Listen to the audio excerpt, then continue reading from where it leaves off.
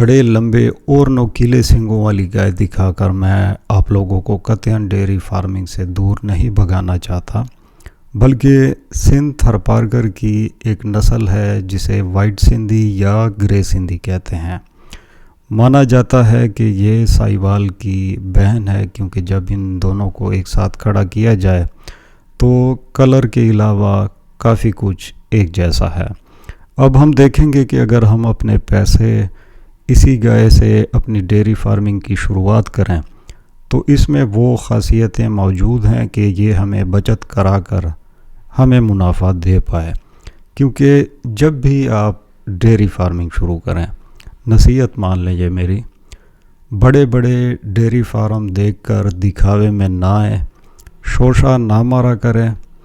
ہمیشہ اس بات کو ذہن میں رکھیں کہ وہ بڑا ڈیری فارمر یا ہو چھوٹا، دونوں کا مقصد صرف ایک ہی ہوتا ہے کہ اپنے ہی کاروبار سے اپنے لیے روزگار بنا سکیں، اور جب چھوٹے کاروبار سے ہی آپ پیسے بنا سکتے ہیں تو اتنی بڑی رقم اور اتنا بڑا رسک لینے سے پہلے ہمیشہ اپنی علاقائی یا ایسی نسلوں کی شناخت کریں جو آپ کے علاقے کے لیے موزوں ہوں، آپ کے خوراک کے حساب سے موزوں ہوں۔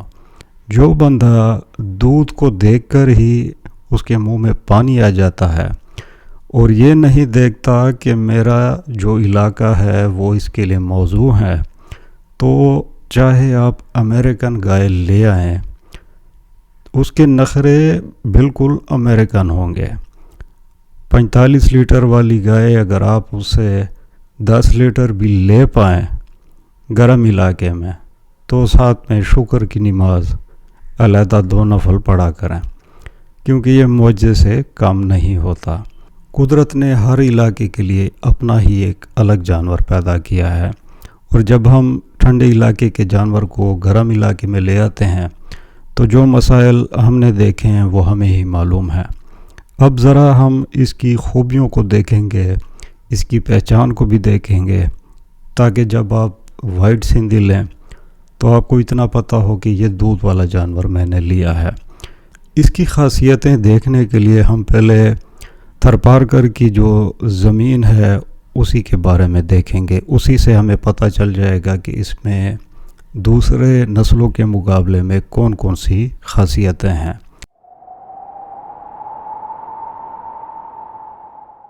تھرپارکر کی زمین، جہاں تک نظر جائے ریت اور بنجر زمین، اوپر کو انسان کی نگاہ اٹھے تو تپتی دھوپ، میلوں دور تک نہ درخت کا سایہ اور پیاس بجھانے کے لیے نہ ہی پانی، اور جب رات کی تاریکی چادر اوڑھ لیتی ہے تو اسی ہی شدت سے ہمیں ٹھنڈ سے بچنا ہوتا ہے، یہاں تک کہ ہمیں آگ بھی جلانی پڑتی ہے۔ یہاں پر گرمیوں میں موسم 50 ڈگری تک چلا جاتا ہے اور سردیوں میں مائنس تک، تو اسی زمین سے ہمیں جو نسل ملتی ہے اگر ہم اس کی سختی دیکھیں تو یہی گائے وائٹ سندھی اور بڑی سنگوں والی جو میں نے دکھائی تھی کانکریج۔ لیکن چونکہ آج ہم وائٹ سندھی کی بات کریں گے تو یہ پہلی چیز میں نے آپ کے سامنے رکھ دی، جو ہے جانور کی سخت سے سخت حالات میں اس کی برداشت، کیونکہ اس صحرائی ماحول میں اس جانور کو نہ تو کھانے کو اتنا کچھ ملتا ہے، اور پینے کا تو یہ ہے کہ جہاں پر اتنی بنجر اور جہاں پر ریتلی زمین ہو تو وہاں پر پانی بھی بہت کم ہے۔ تو اس جانور میں برداشت کی بات کی جائے تو باقی جتنی بھی نسلیں ہیں سب سے زیادہ برداشت اس جانور میں ہے۔ اب ایک اور خاصیت اس میں کیا ہوگی، یہ جانور کم کھاتا ہے اور کم کھانے کے بدلے میں ہمیں زیادہ دودھ دیتا ہے، کیونکہ یہ ایک دودھ والی نسل پہچانی جاتی ہے۔ تو ڈیری فارمر اگر آپ ہیں تو یہ کوئی راکٹ سائنس نہیں، بلکہ سیدھی سی بات ہے، کم خرچہ زیادہ منافع۔ اب ہم اس کی پہچان کی طرف آتے ہیں کہ اگر ہم نے وائٹ سندھی یا گرے سندھی لی ہے تو کیا واقعی ہم نے خالص نسل لی ہے یا اس میں کسی اور جانور کا مکس ہے؟ تو جب بھی ہم اس نسل کو دیکھیں گے تو پہلے ہم اس کے ماتھے کو دیکھیں گے.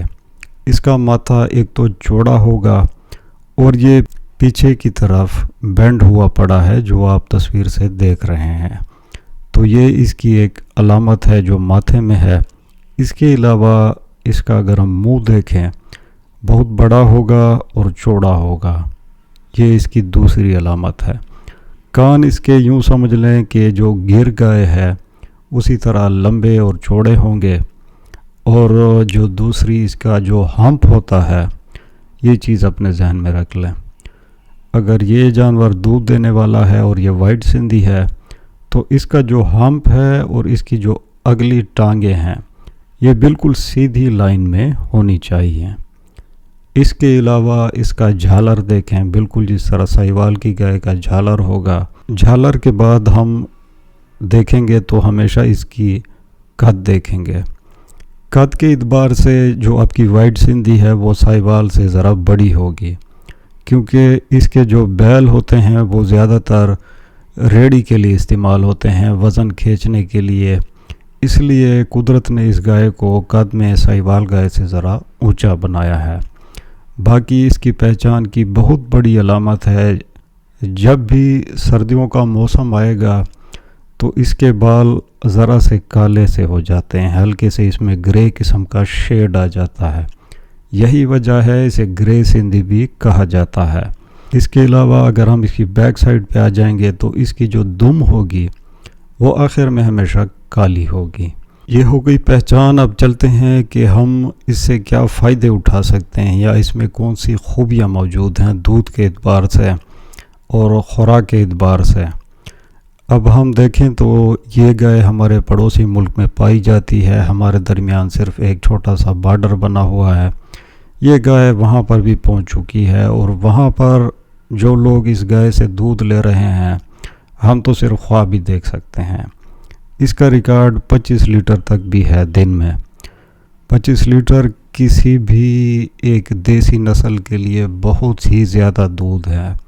یہ بات 1000 بار میں آپ لوگوں کو سمجھاؤں گا لیکن بہت کم لوگ اس چیز کو سمجھتے ہیں کیونکہ جھوٹ کا بازار گرم ہے. آپ کے کانوں میں وہی صدائیں گونجتی ہیں 45 اور 50 لیٹر جو خواب میں بندہ دیکھتا ہے اس قسم کا دودھ. تو یہ انڈیا کا جو میں نے آپ کو ریکارڈ بتایا وہ اسی جانور سے 25 لیٹر تک لے چکے ہیں اور اچھے فارموں میں یہ ٹائم کا 8 لیٹر یا 10 لیٹر بھی لیتے ہیں. چلو مان لیتے ہیں آپ اتنا نہیں لے پائیں گے. آپ اگر وقت میں اسے 7 لیٹر بھی لے پائیں تو یہ بہت ہی مناسب دودھ ہے. مناسب کیوں ہے؟ کیونکہ اس کا جو خرچہ ہے وہ بھی بہت ہی مناسب ہے. اب اس کی مثال لے لیتے ہیں. اس گائے نے اگر آپ کو دن میں 14 لیٹر دودھ دینا ہے اور اس 14 کے بدلے میں اس کا جو خوراک کا خرچہ ہے فرض کر لیں یہ 25 kg آپ سے ہرا چارہ کھاتی ہے اور آپ سے 3 کلو بھوسا. کیونکہ ایک چیز آپ اپنے ذہن میں رکھ لیں کہ یہ بنجر علاقے کی گائے ہے جہاں پر اسے گھاس بھی مشکل سے ملتی ہے. تو یہ جب اپنے فارم کے سیٹ اپ میں لے آئیں گے تو اس گائے کی خوراک کی ضرورت پورا کرنے کے لیے آپ نے بڑے بڑے خرچے نہیں کرنے پڑتے.